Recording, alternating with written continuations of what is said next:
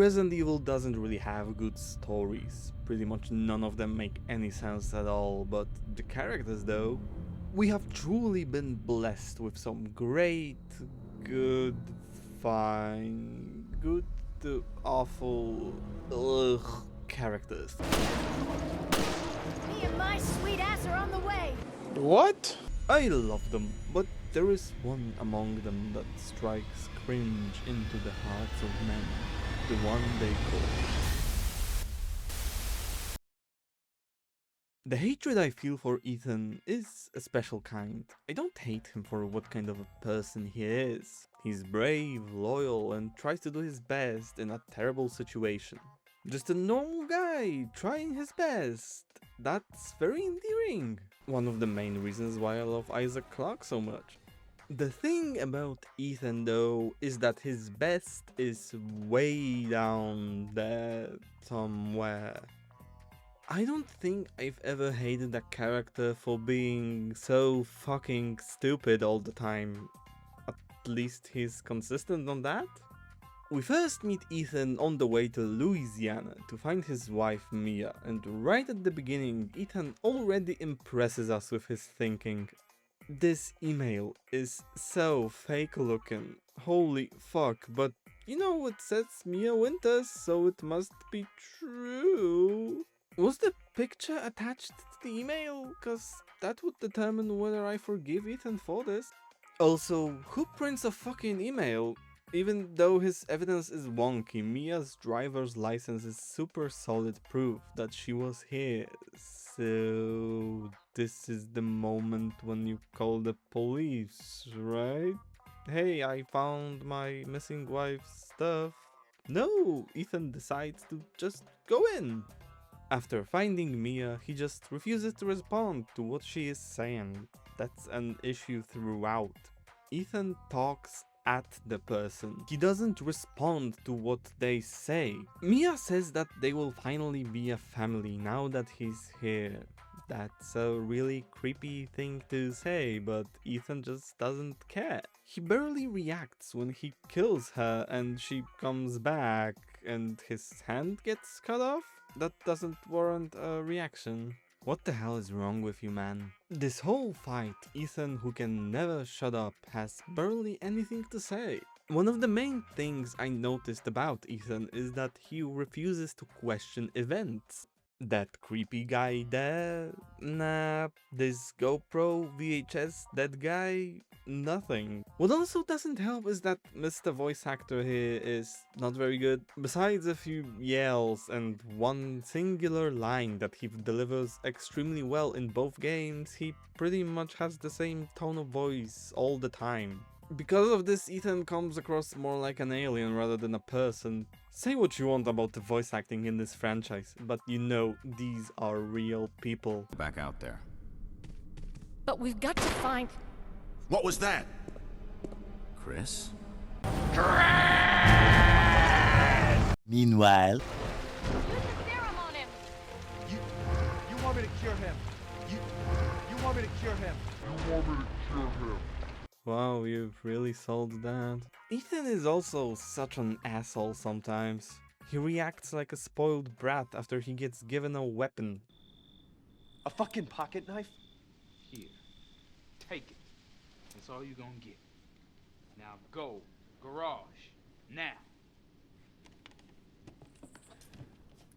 What am I gonna do with a knife? Bro, you have gone through so much shit today and the only ray of hope you got just gave you a knife. You can cut the fucking tape, you twat.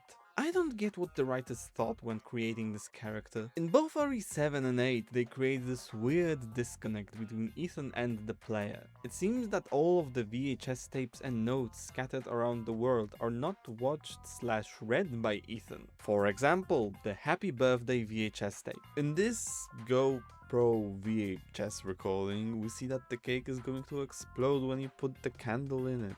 When we do it as Ethan, he still stuffs his face in the cake and is shocked by the explosion. If you don't have the serum ingredients on hand, then Ethan will not even bother untying Zoe. We don't have the time. Do you have both ingredients?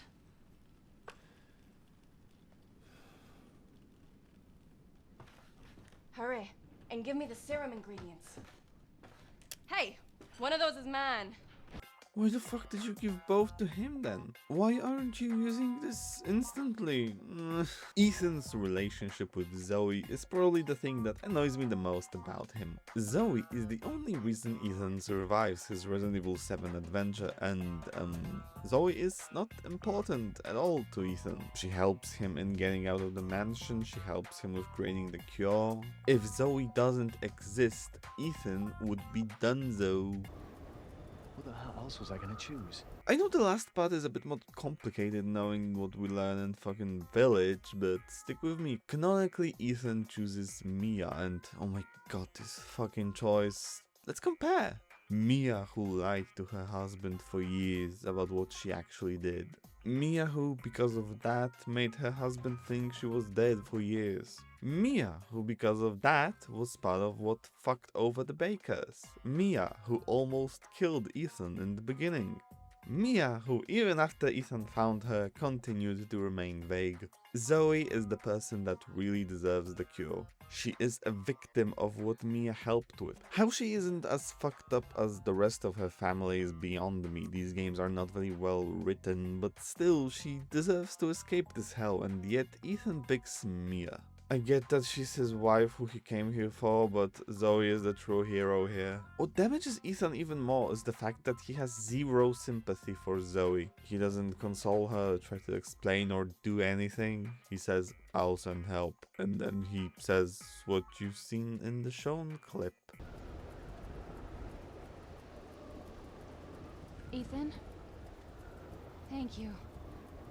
Who the hell else was I gonna choose? Who the hell else was I going to choose? What the hell, Ethan? This is one of the hardest choices a person can make, saving one life over another, especially if it concerns people you should give a shit about. Also, the help Ethan sent didn't really do anything, since Zoe's uncle was the one that randomly, after 3 years, decided to show up. At its most basic, Ethan uses Zoe for his benefit and leaves her to die.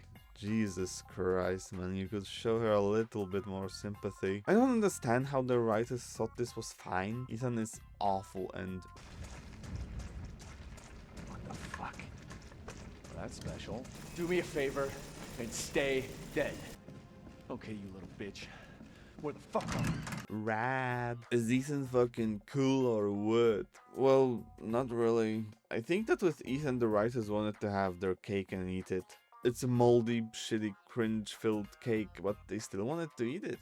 Ethan spouts random badass lines, like shooting an old woman's beehive crotch is a usual occurrence for him. I don't understand who Ethan is supposed to be. Is he an everyday man who is terrified of the horrors in front of him? Is he a gun-wielding badass spouting one-liners? Is he an alien who doesn't really give a shit?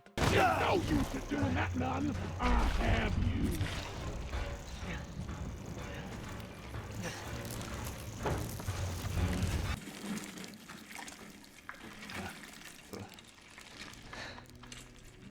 Sorry, buddy.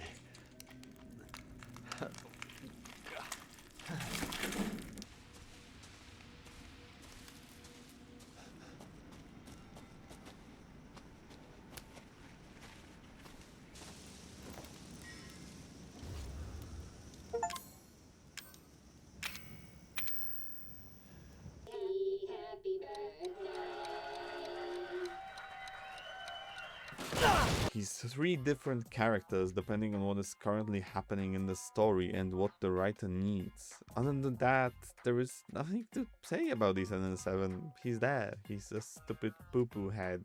Fuck off. I've divided talking about Ethan in Resident Evil 7 and 8 because he feels different and yet the same. Ethan in Village is a bit different than his RE7 portrayal.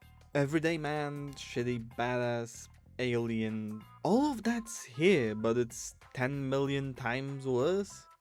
They have somehow managed to break an already broken character even more. Let's go through Ethan in Village. Long ago,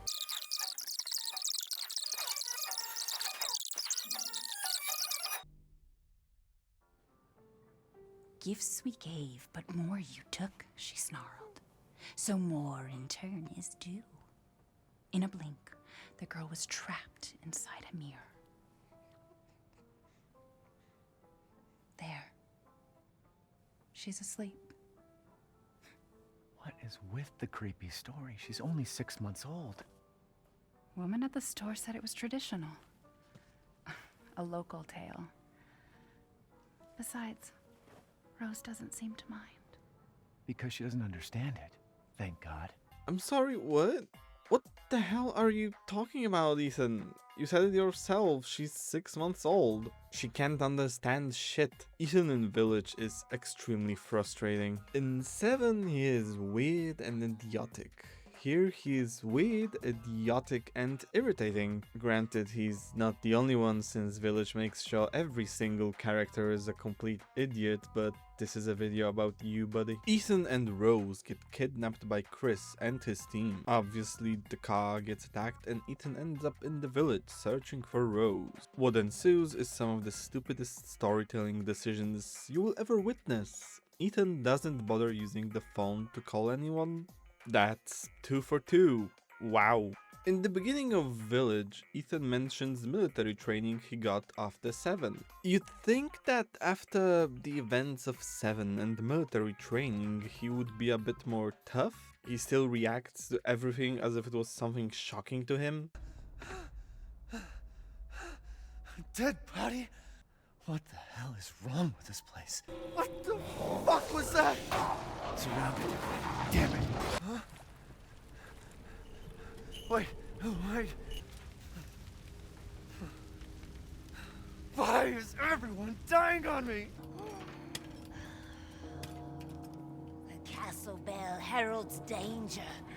They're coming. No. Wait. Where's Rose? Oh no, she's so fast. How could Ethan ever catch her? What is wrong with you, dude? The search for Rose is the most important thing to Ethan now. He should do everything he can to talk to this lady who might know something more. All he needs to do is walk really slowly behind her. Why he doesn't do that is beyond me. We get to finally meet some survivors. Are you okay?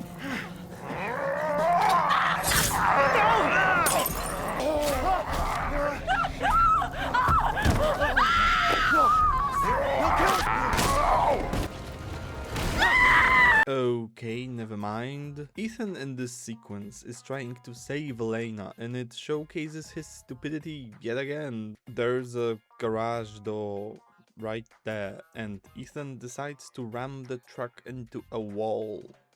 A wooden garage door, a brick wall. If Ethan didn't do that, then Elena might have survived. Thank you for killing the only somewhat intelligent and competent character in the game. At least he got the screwdriver that helps him in getting the second fucking crest. What the fuck is this game? Incredible decisions there. Ethan tries to get to the castle but is stopped by Heisenberg, and finally Ethan gets to meet all the people he will kill. The thing Ethan has to say in this entire scene is... Hey, don't I get a say in this? Man, Ethan is so fucking cool. He doesn't give a fuck. Ethan's interactions and fights with the Lords are baffling. The first stop is Lady D and her daughters.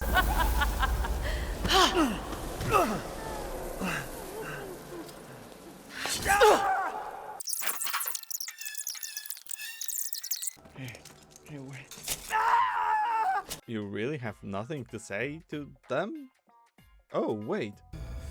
You crazy witches. Wow. This motherfucker will be terrified of a little brazier, but all of the castle? Almost nothing. I'm sick of bugs. Crazy witch. Jesus fucking Christ, man. What else did you guys write? What the hell happened to you? And you, what the fuck are you doing here? Did you get him off the street? Another disconnect comes in the form of a note. It talks about a knife coated in poisons from around the world. Ethan doesn't comment on it, it's optional to read it, but he still goes to get that knife. What the fuck is this man doing here? I know this is more of a design criticism, but how does Ethan figure out this castle? Why would you even look at that? There's this thing that happened when I was recording and I needed a pee-pee poo-poo, and I kept hearing Ethan hyperventilating, and I kept wondering what the fuck is happening.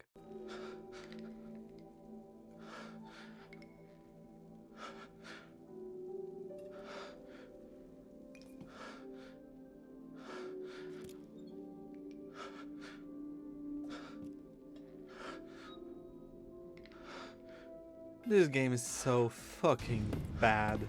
So, you know how he reads the thing about the knife? He gets it and stabs Lady D. She transforms and he kills her.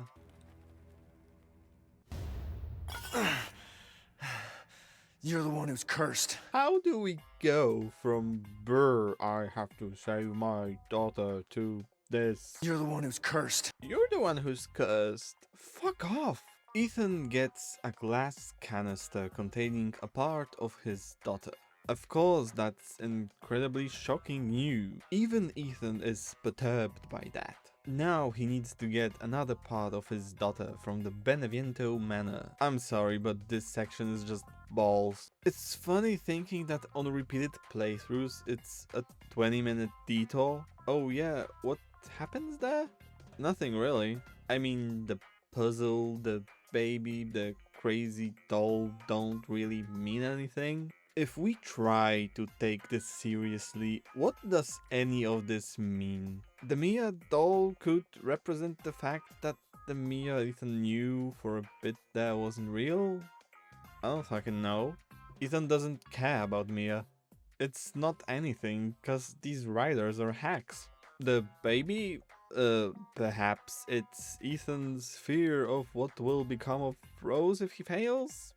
I don't know why it would be represented by that, but you know, it's something, I guess. This seems to more so apply to Mia and not Ethan. The doll representing her, perhaps meaning she doesn't even recognize herself after Louisiana and this traumatic experience. Maybe she pretends that everything is fine and is more so controlling her life and surviving rather than living. The baby meaning fear of childbirth after being subjected through Evelyn's mold virus. It's much easier to come up with interpretations for Mia rather than Ethan. Also, if we're looking at all this from Ethan's perspective, why didn't he just rip the bandages? They're bandages. You can just take them off or rip them apart. You don't need scissors. Escaping the baby thing, we get attacked by Donna Beneviento. She's there. Why the fuck does she just let Ethan kill her? Finding the doll is not hard at all. How are we teleported? Or was this a hallucination? How? Fuck it!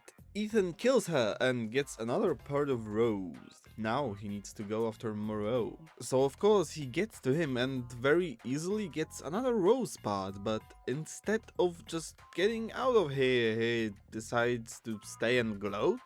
Hey, I got the jar. What the fuck is this Scooby-Doo shit? Oh ho, I'm gonna get you. What the fuck? Ethan gets on a boat while trying to escape and finds an outpost. He gets taken down by one of Chris's men, and this fucking ominous music plays because the game still pretends he's the fucking villain. Hey! Stay the fuck down! Ethan! I gotta say, I'm surprised you made it this far. It'd be a shame if something happened to you now. Sure, Chris. Why not? You killed Mia. Now do me and finish the job. Ethan is 100% correct in this scene. It does take some balls to just call out Chris on his bullshit when you think he might kill you. Fortunately, Moreau saves us and Ethan lets him puke on him? Okay. Ethan drains the water and fights Moreau. Wait, but we skipped so much. The fucking Looney Tunes shit Ethan has to do to drain the water, and that he should probably be dead. Donna and Moreau are just so empty. At least in the manor we could speculate on what all of that means. In Moreau's section, Ethan is just a retard. None of this would have happened if he just took the rose part and left. Ethan is retarded. Moreau would have just turned around and he'd be like, oh no, I fucking need to puke on something. Fuck off. By the way, when you get another part of the key, Heisenberg connects through a TV and his logo shows up. I guess they programmed that? What the fuck ever. He challenges Ethan to go to a fortress and get the fourth flask. Why does Ethan believe that? I don't know. The man on the TV said the jar of rose is there, so it must be true. I mean, it turns out Heisenberg was honest, but you know, questioning things isn't Ethan's strong suit. So, of course, after getting all rose parts, Ethan puts them in this thing which activated a bridge and an elevator that leads to Heisenberg, and he leaves all the rose parts behind. So, Heisenberg offers Ethan a partnership. They help each other and kill Miranda. Unfortunately, Heisenberg says that they will use Rose to kill her. Now, Ethan automatically gets Giga Retard Brain and says, duh, no, I killed you. Ethan could have counter-offered some deal where they don't use Rose if he doesn't want that. The guy has been honest with you, Ethan. You refused to question him then, but you do now? Nonetheless, Ethan is dropped into the factory. After going through what is probably the best area of the game, Ethan is stopped by Heisenberg. I don't know what happened there, but hey, Ethan meets Chris and it turns out Chris is not the villain? Oh my god. Yeah, I'm shocked. Anyway, these guys have a lot to say to each other, so hey, hand me that wrench.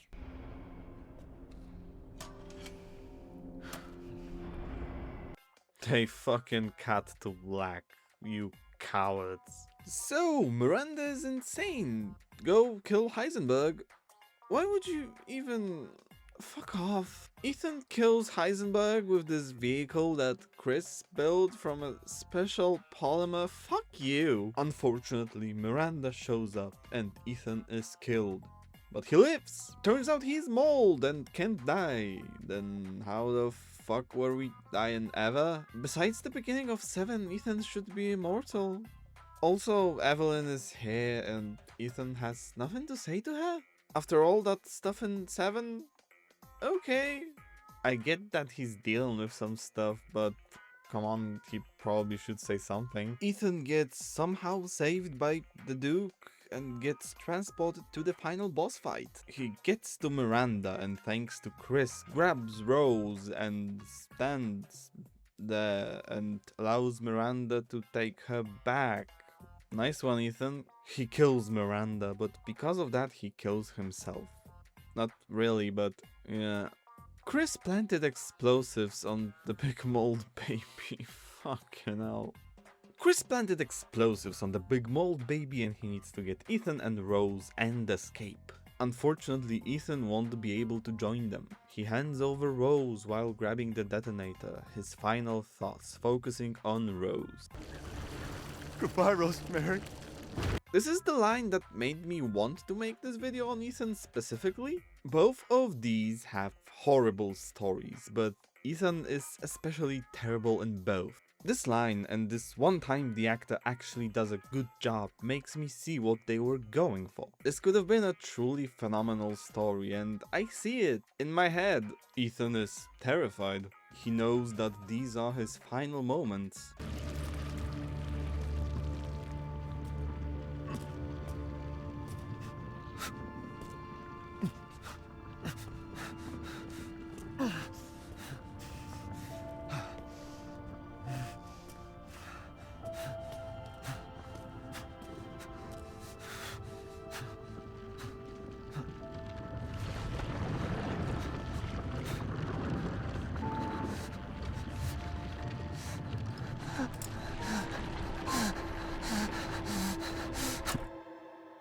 That's perfect. Seriously, it's incredible in isolation. Besides the fact that Chris let dying, crumbling Ethan take the detonator, it's great, but you fucked it up. Even with all that, I'm glad he's dead. You suck balls, Ethan, but I see the vision they had for you.